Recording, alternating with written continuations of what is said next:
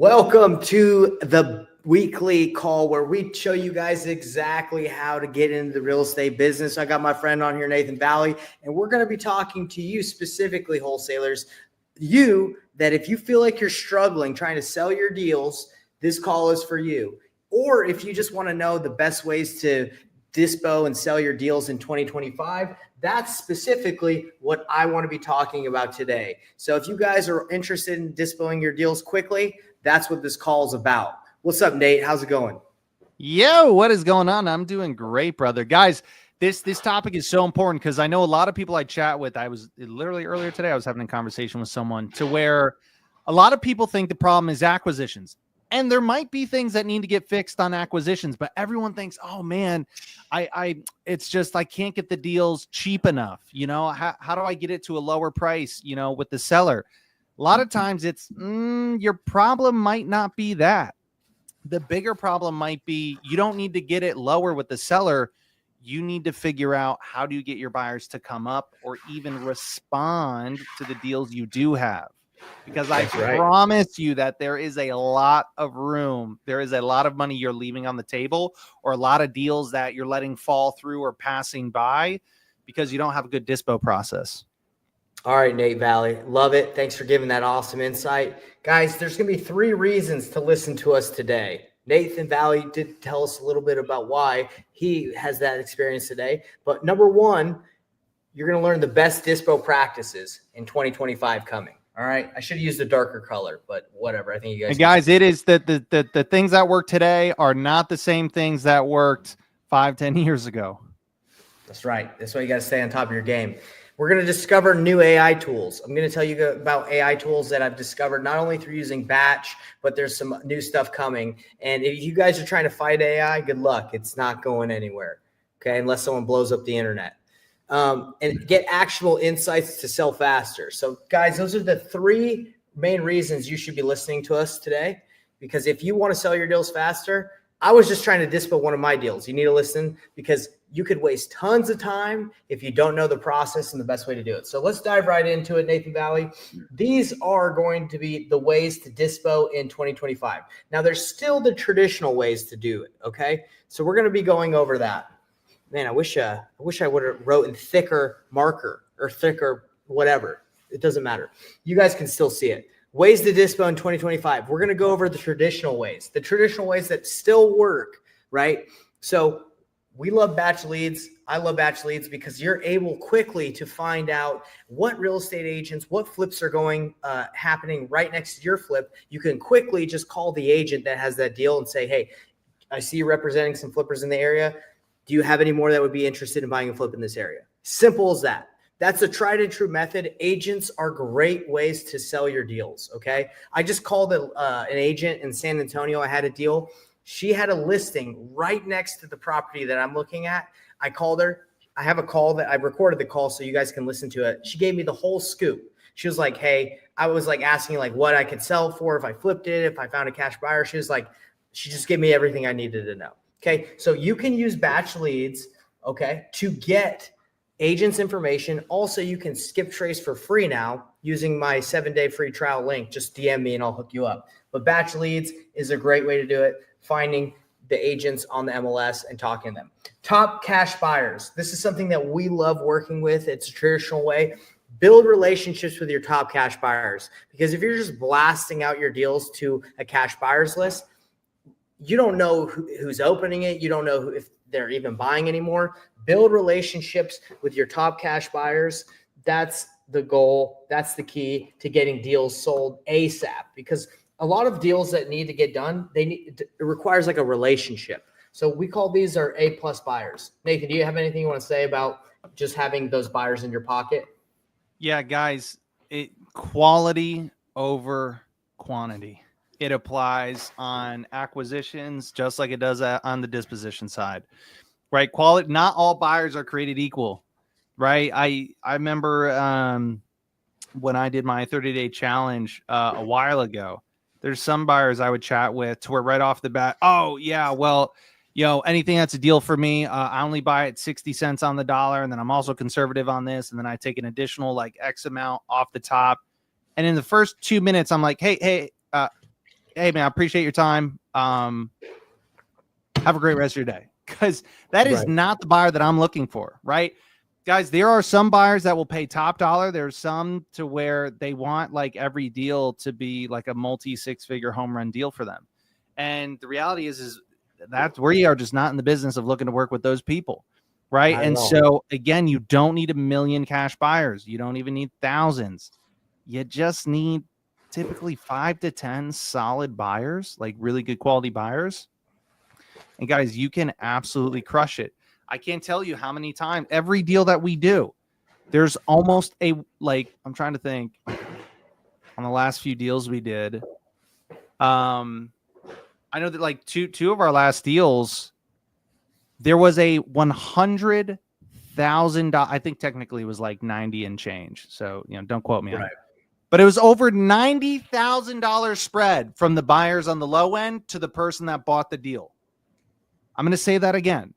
$90,000 difference. That is not just one, but on 2 deals that we had done recently, right? And guys, we see this time and time again to where there is such a huge spread, right? And again, it's not because the people at the top, offering the most amount of money don't know what they're doing. Guys, they were actually the most experienced buyers, and they made out very well on the properties, on the deals that we did with them and what they paid for. Right. It's just, again, we're not looking for every buyer. We just want to find the best ones. There you go. So you want to find work with top buyers and the right buyers, right? So the next one, we have buyers list. We've kind of hit on the buyers list. You can get a buyers list from Batch. You can get it from buying it from other people. Now, buyers lists are okay, but if you're just going to rely on a buyers list to blast out your deals and wait for people to come in and send you their offers, I am more of an aggressive type. I'm more of like the proactive type. I don't like to just sit and wait. Okay, so buyers lists are cool. It should be a part of your process, right? Like if you're trying to move a lot of deals, but not the only thing. Okay, so on top of having top cast buyers, building a buyers list, and proactively going after agents with batch leads, traditionally, like Facebook is a great tool that I still use because people are proactively looking at deals. So instead of having a buyers list where you're not sure when the last person bought a deal is, you can go to Facebook and you can say, okay, these are people are commenting. You don't really necessarily know if it's like legit or not. That's why you got to vet them, right? You don't know if it's a wholesaler. But again, who cares if it's a wholesaler? If they're good, they can bring you a buyer. I work with wholesalers all the time. So Facebook, okay? So those are the traditional ways of dispoing your properties. I would say that are my favorites at the moment, okay? And that's just, we haven't gotten into online platforms. So there's still some other ones that we're going to get into, Nate. But do you have anything that you want to say, Nate, before we move on to the online platforms?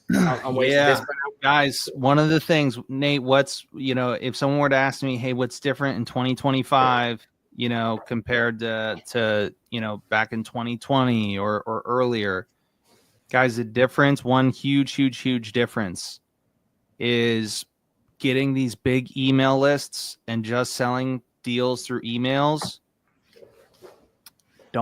It does not cut it, right? It does not work like it used to.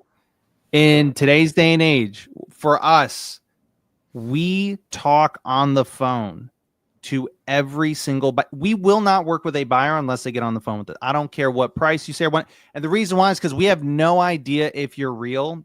And guys, again, today in 2025, there is way more people learning about wholesaling, looking to get into wholesaling and all of that stuff compared to what there was years ago. And guys, there's nothing wrong with that. It doesn't mean it's harder or that there's less opportunity. Not at all. I think there's more opportunity than what there was a couple of years ago.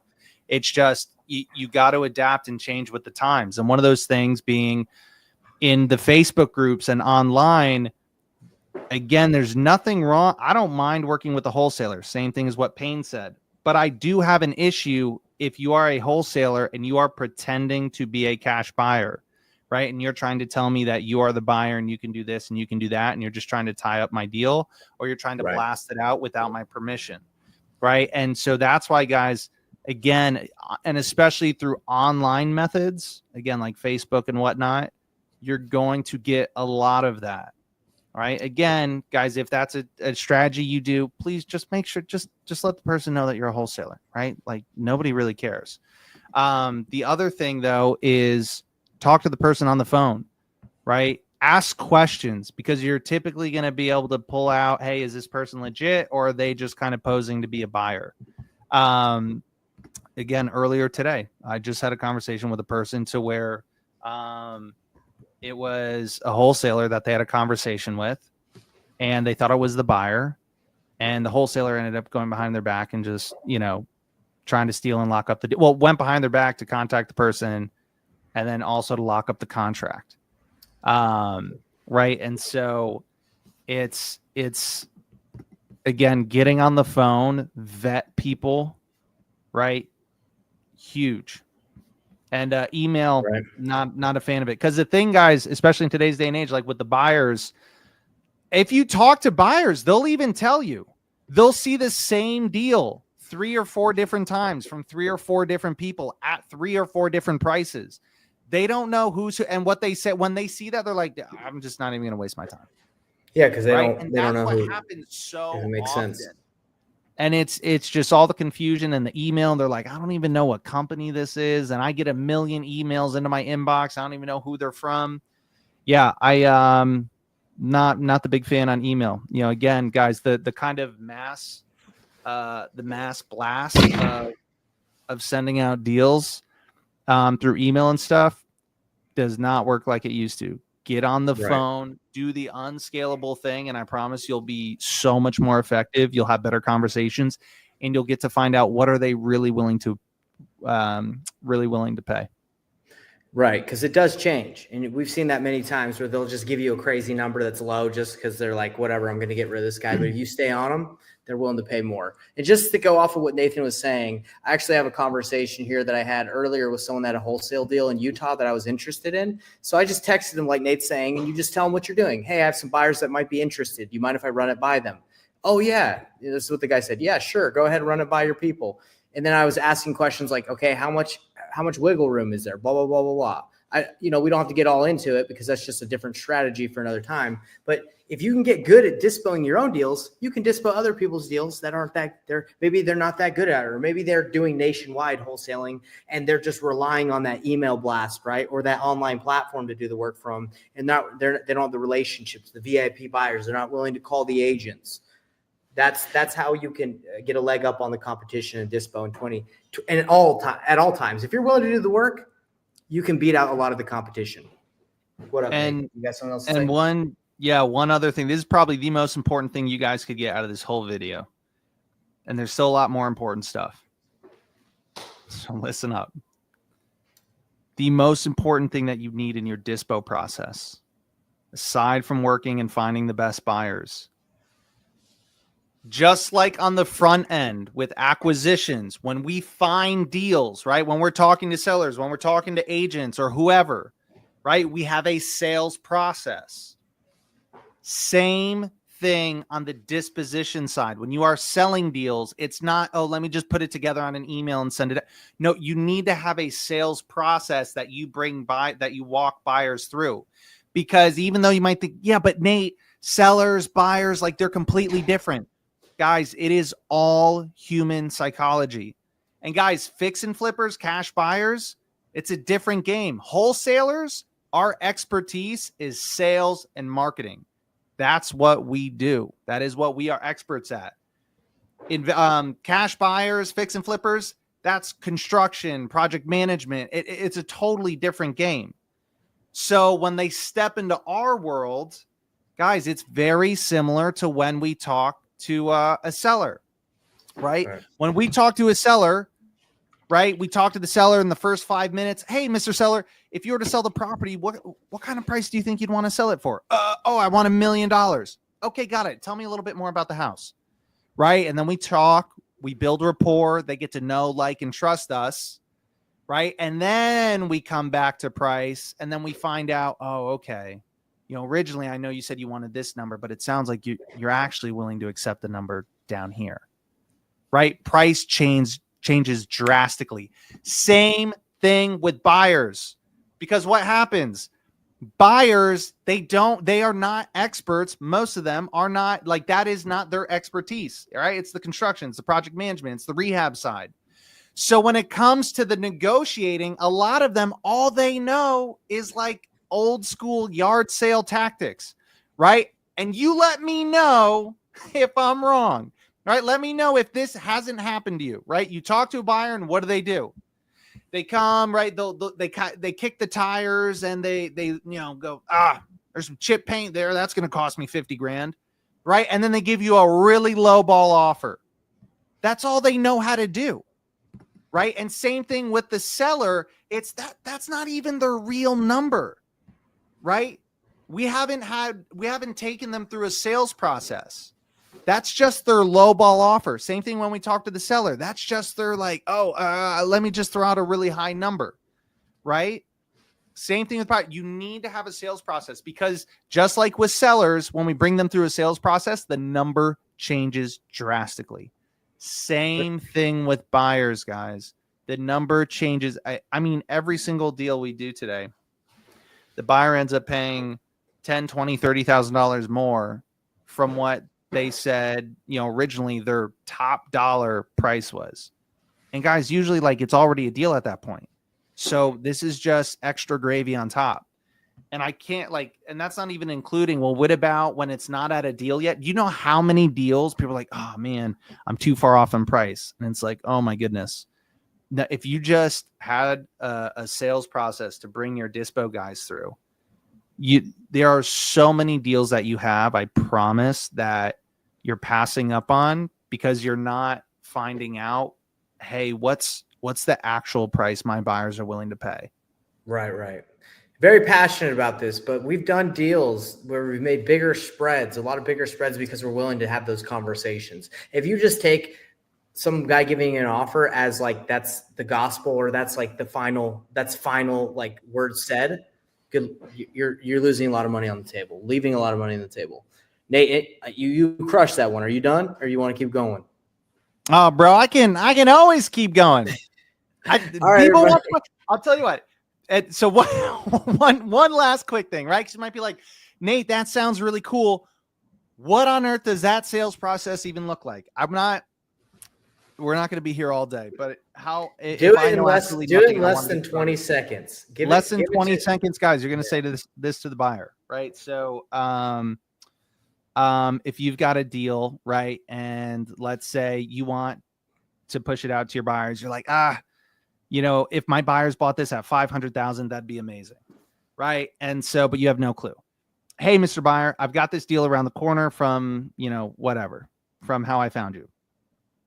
I'm still negotiating with the seller, right? We're still kind of going back and forth with them.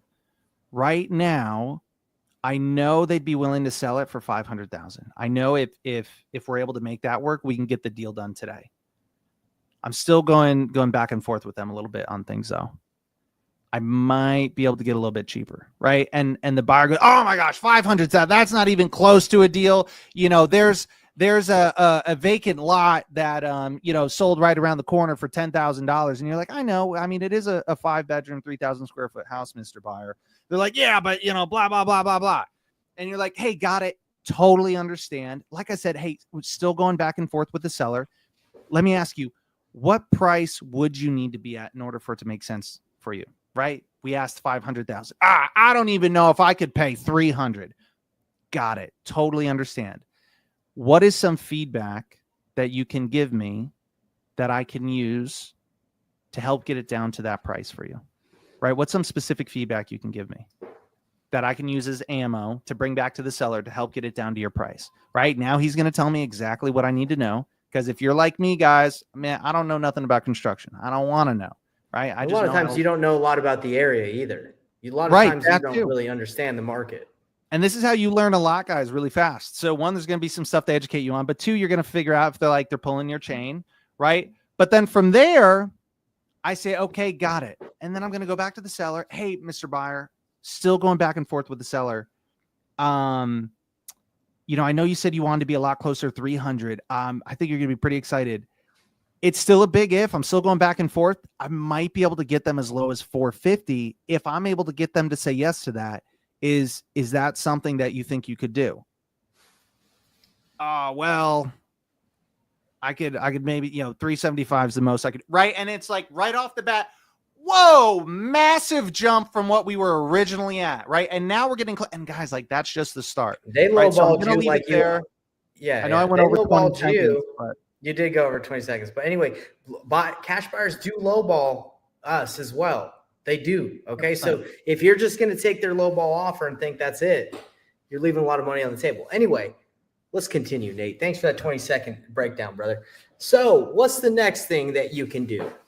What's the next way? We went over the traditional routes that I enjoy. We have online platforms. Okay, what are the online platforms that a lot of wholesalers, a lot of people are using these days? MLS, MLS, MLS.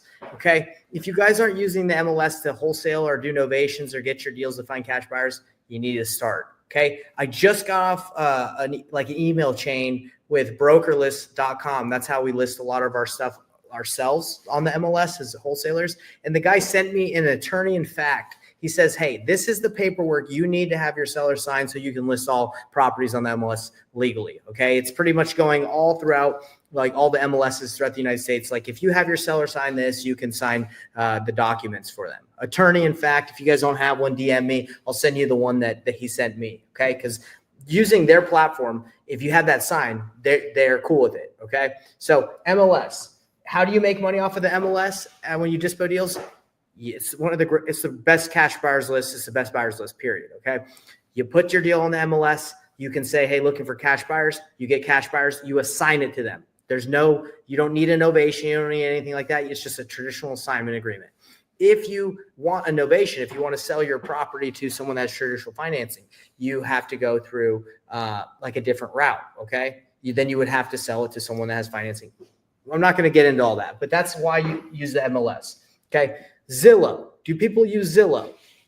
I never really got into it. The market that I was in wasn't very heavy on Zillow, Facebook, Craigslist, Marketplace. They weren't really into that. But that's something you could do. But one thing that's been getting hit really heavy, guys, like over the last 2 years I've been seeing is these new marketplaces are coming out. You've heard of Investor Lift. I even have my own marketplace through like a partnership with the company. Okay. So I can list deals on these marketplaces and investors will come. But if that's all you're doing, that's not what you should do. You should be proactive about getting deals. Like I showed you with the traditional route of BatchLeads, calling agents, calling cash buyers, Facebook. But marketplaces are decent. But again, you don't just rely on that, okay? Because you don't know how often these real estate investors are checking, the flippers are checking the marketplace. You don't want to be basically at their mercy if that one guy who's willing to pay $100,000 more than everybody else just didn't check his computer for those 5 days that you had the deal. That's the problem with what we do a lot. Is like we just think no one's interested when you're trying to dispo for 3 days, right? Or you have a 5-day window. The guy that's probably going to be able to pay that much, potentially the guy who can pay more than everybody else is on a jet ski in Cabo, right? Like he's just having a good time. So you got to think of it like that, everybody. And by the way, I'm gonna pause real quick. Give us a little like or subscribe if you're watching this live. If you like this hard, it really helps the algorithm get this for more people. That is the real enemy out there in the world today. It's the algorithm not letting us get our information out there because I don't know. Like they might be shadow banning me because I'll make a post and it'll get 1 view. Maybe I'm not that cool, but give us a like or subscribe, comment, and just get some action on this live because it helps us out. Nate, do you have anything you want to say when it comes to online platforms to dispo deals? Yeah. Another important piece with the dispo, right? So we talked about the sale process, but also, you'd mentioned, hey, like just posting something once or just reaching out to somebody one time isn't enough. Guys, never again. You can never do that. Stop looking at sellers and buyers as like two totally different, like they're both human beings. Just like sellers, we got to follow up with them 4, 5, 6+ times. Same thing I've got a deal right now to where it took me for 4 days. I had to blow up this buyer's phone to get back on the phone with him. Right. And then I've been in touch with him for like 2 weeks. Right. But I had to blow up his phone for 4 days because again, sales process, right? Initially, he just kind of gave a lowball offer, but then the sales process brought him up about $30K in the price he was at. Right. And now the thing is we're probably going to be doing the deal with this guy. So we're kind of like right down to the wire. But again, buyers are just like sellers. It doesn't necessarily mean they're not interested in the deal. Guys, people are busy. Most people are not built like us. They are not built like wholesalers. They are not trained like wholesalers. Guys, we are savages when it comes to follow-up. That is one of the most valuable things you learn with wholesaling. And you apply it to so many things, not just acquisitions and finding sellers. Use it with buyers. Use it with, I don't know, got like a doctor's appointment, whatever. Dude, if I had the follow-up game I have now when I was dating girls in college, it would have been amazing. I would have said, hey, you didn't respond to my text when I asked you on a date yesterday. I'm just following up. I'm just checking in to see if you're still not interested. So guys, you gotta do with that. Do that with buyers. Again, same thing with sellers. Don't be worried about following up too much, right? I promise you, you are not following up too much. Get on the phone with them and get some real numbers from them as far as, hey, what are you actually willing to pay? You know, what's a real price from you? You're dropping some gold nuggets here, man. When it comes to follow-up, I think we could just do a whole episode about follow-up alone, about like, stop feeling like you're bothering people.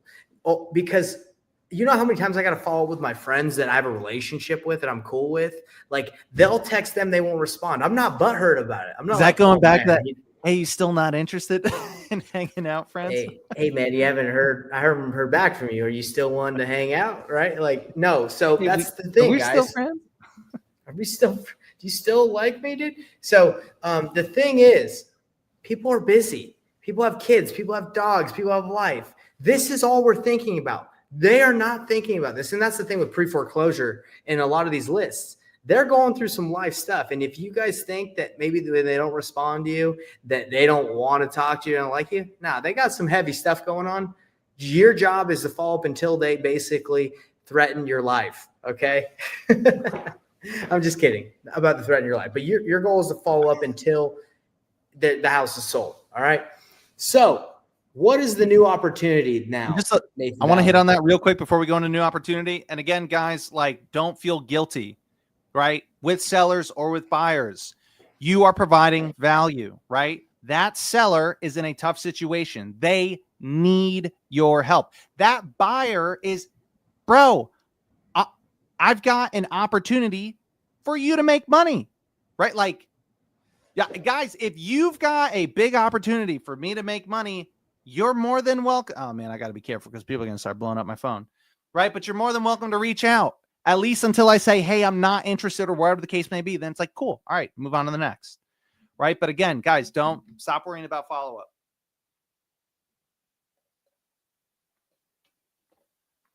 Uh-oh, I think my man froze. All right, he's frozen. We're going solo, guys. So new opportunity. We got AI. We'll see if he comes back in. So I actually have no clue what was written at the bottom arrow, but not sure where he was going with the AI. I really like the old school stuff. Guys, seriously, getting, I'm going to sound like a broken record, but getting on the phone, right? Getting on the phone, having a sales process, right?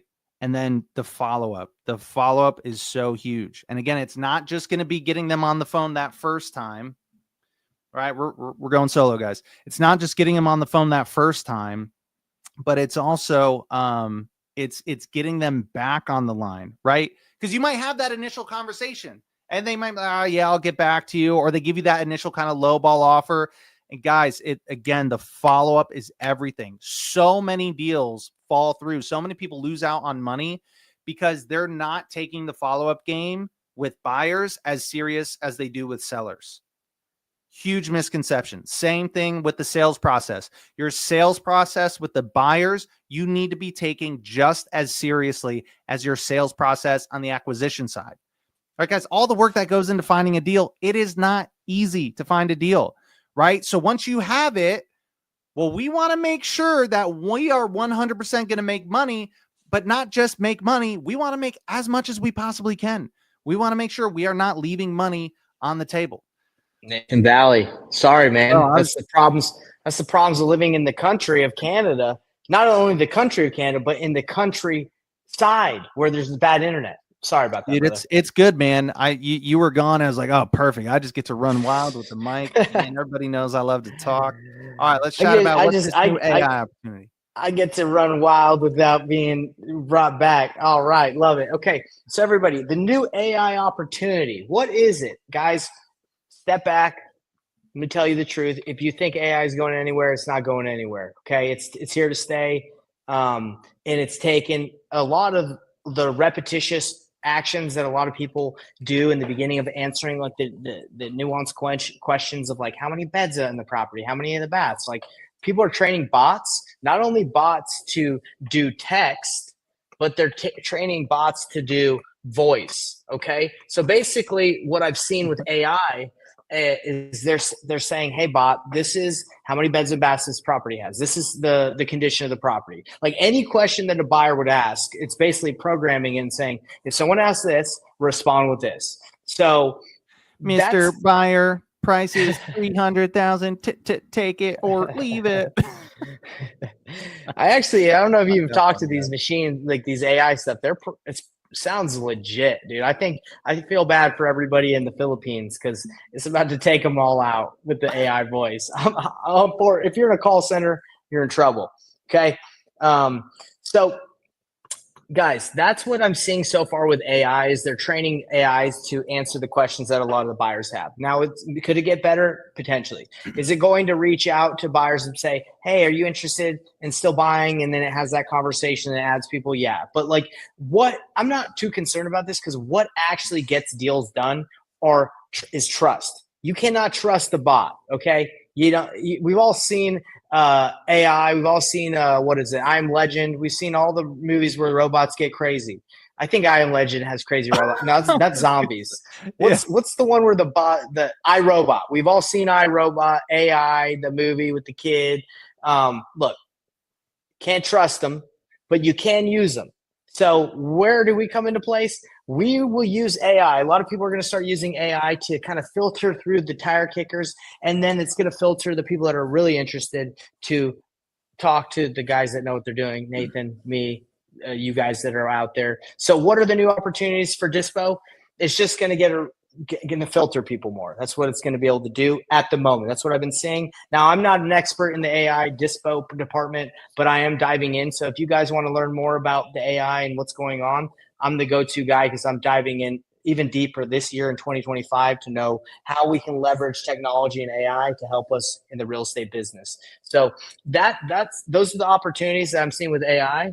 And guys, this was as usual, we got a lot to say. So those are the ways to Dispo in 2025. So basically, if you guys found this information interesting, we run a free training in our Facebook group, our private free Facebook group, Painless Flipping, Wholesaling Real Estate Simplified. We have a free training tomorrow. We're doing a training where I'm going to be giving away my daily routine. One of the hardest things wholesalers have a hard time with is knowing what actions to take every day. So I am sharing you my exact routine, my planner that I use to gauge what I do. If you're interested, join the free Facebook group. We're going to be having the training tomorrow. Or if you aren't a member of the Facebook group, you don't want to search it for some reason, just comment wherever you're watching this. Just comment, I'm in, and I'll make sure you get that link for tomorrow's training. But this is basically what we wanted to talk to you guys today about is going and doing Dispo in 2025, making sure you're active. I will say this one last thing before I go. Hard work will win, okay? I was working hard today. I work hard every day, but today specifically, I called a bunch of agents. I talked to an agent that had a property. Like you can learn a lot by just working. Okay. Like all these strategies, all these techniques, everybody wants to know the silver bullet, like the freaking, just show me the best process. And I've learned it's about intent. Like, why are you doing this? And taking action, massive or perfect action. Cause you're going to beat a lot of the people that maybe they're talented because their process is legit, but you're just going to do deals if you just put in the work. So that's what I got to say. And I appreciate you guys watching this. Nathan Valley, do you have anything else you want to say? I had a soccer coach back in the day that, and I love this saying. He used to always say, work rate beats talent every day of the week. And don't get me wrong, talent's important. It does go a long ways, but if you're talented and lazy, it's like, man, good luck. that's capped. Whereas, you know, the hard work, again, guys, you know, also this is from Alex Hormozy, and I absolutely love it. He talks a lot about, guys, the hard work, it works harder on you than you do on it. It's kind of like when you work out at the gym. Yeah, you might work out really hard at the gym for an hour, but your body's burning calories from that workout the entire rest of the day. Same thing with stuff like this. You might work really hard for, you know, a number of hours, making calls, talking to sellers, talking to buyers, whatever the case may be. I promise you, you are getting far more back from that and developing your skills and everything else than, you know, the work putting into it. So, that's encouraging. Hope you guys got something useful out of today. Hold on. Definitely. There should be a link down below. Join, guys, the free Facebook group. The training's in there. It is just in that Facebook group. They're pretty awesome. I'm not gonna lie. And then we even give you there's a free course with everything that you need to do deals. And yeah, the course is legit. So yeah, join the free Facebook group. Check it out. We'll see you guys there. Yeah. And hey, I just want to elaborate on what you said because it makes me think of something interesting. So when you said hard work and talent, it's the same thing with high IQ. Like a lot of people are born with a high IQ or they're very intelligent just without having to work that hard. But that because you have a high IQ or very intelligent doesn't mean you're going to be more successful than the guy who has a low IQ that just puts in the work, right? There's a lot of people that have high IQs, very intelligent, but they're lazy because they're like, oh, I'm so smart, so I'm just going to chill and veg. And a lot of people actually are not that successful a lot of the time when they have high IQ because they rely on that, right? So anyways, I kind of see it the same thing, right? A lot of people probably leave it up to talent, leave it up to intelligent, like high IQs, when guys like me and you, Nate, we got to work hard, you know? Oh yeah, we got to work real hard. We got to work real hard. We got that talent and low IQ, you know? All right, guys. Well, appreciate you. Again, Nate said it good. We dived in deep. Appreciate you being on here, and we will see you guys on the free training. Like I said, comment. I'm in. If you're wherever you're watching this, we'll make sure you get that link, or just join the free Facebook group, and we'll see you on the training tomorrow. Later, guys.